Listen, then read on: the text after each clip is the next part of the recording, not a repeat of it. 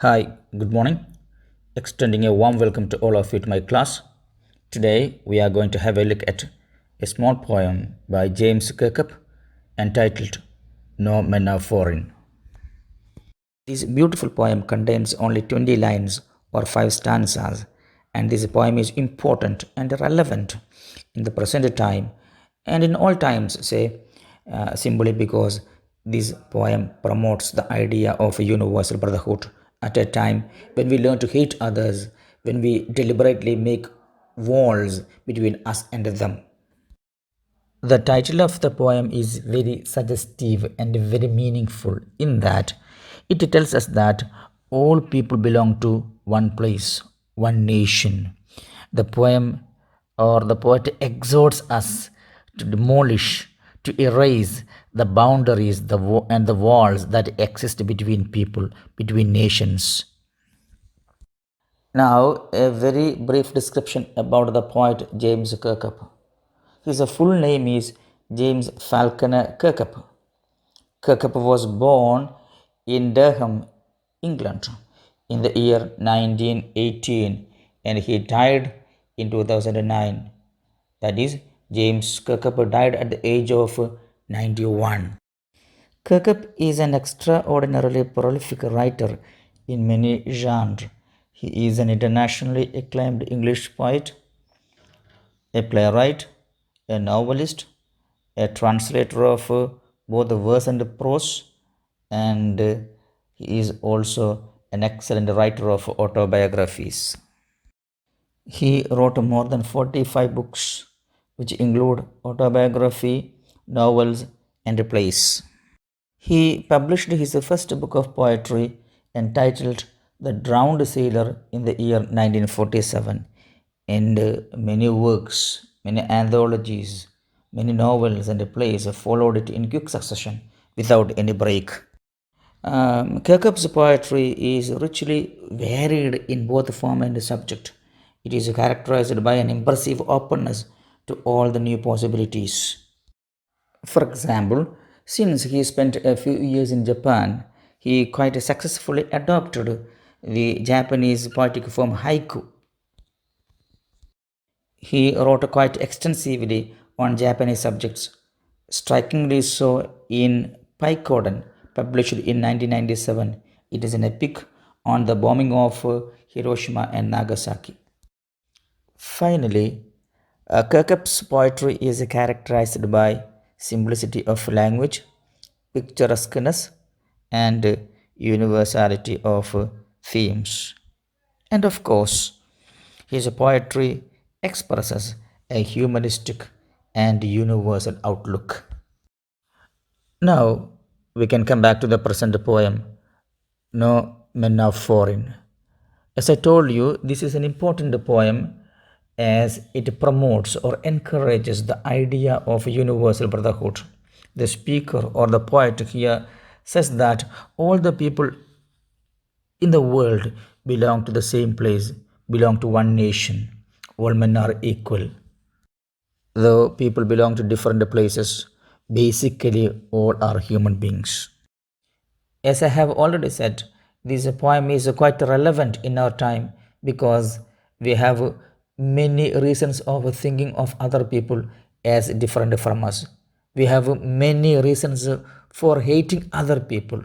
We hate other people simply because they belong to different nations or they belong to different religions or they speak different language and we hate them, we hate others on the basis of their caste, their creed, their religion, their geography, their culture, their lifestyle, their language, and whatnot. Now, let us start the poem. I think you are sitting with the text in front of you. Now, you can do one thing, you can pause my video and you can read the entire poem, only 20 lines, quite silently, and mark the difficult words and try to understand the meaning and idea of the poem. I think that you have read the entire poem. Now we can look at the first answer. Let me read the first answer.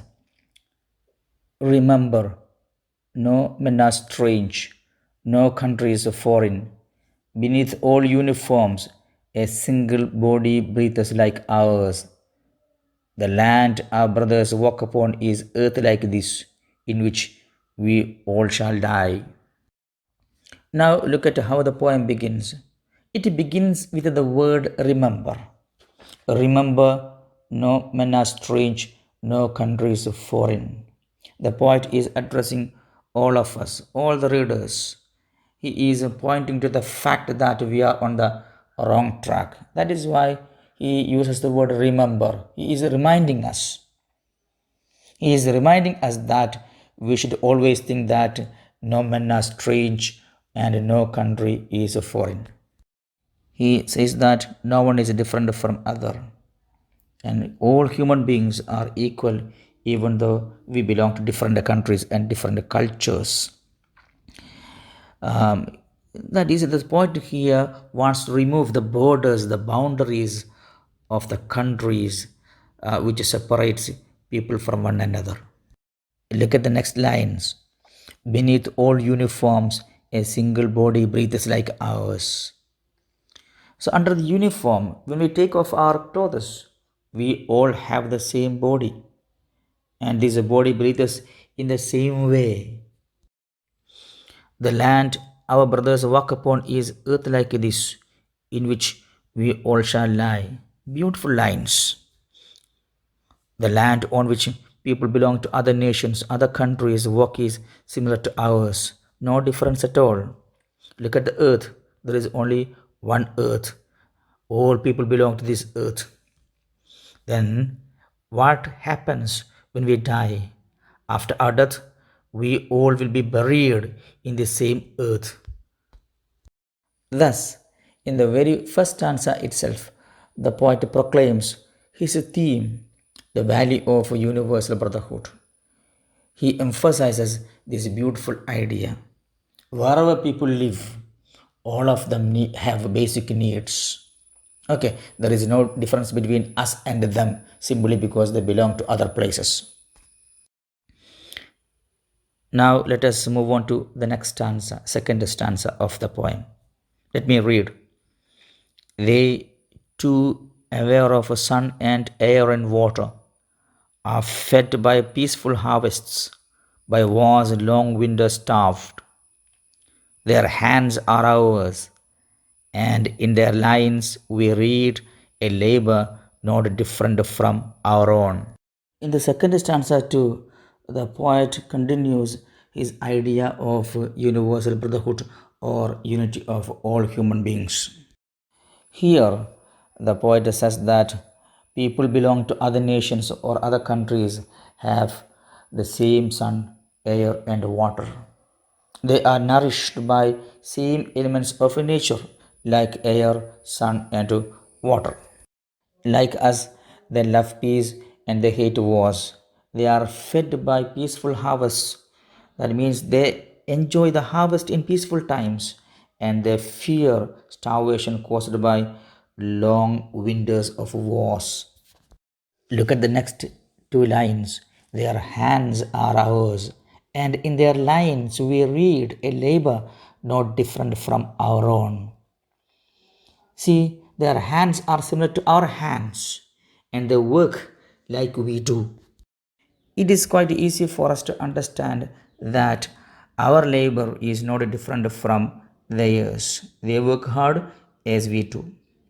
See, then they work hard to earn livelihood just as we do the same thing.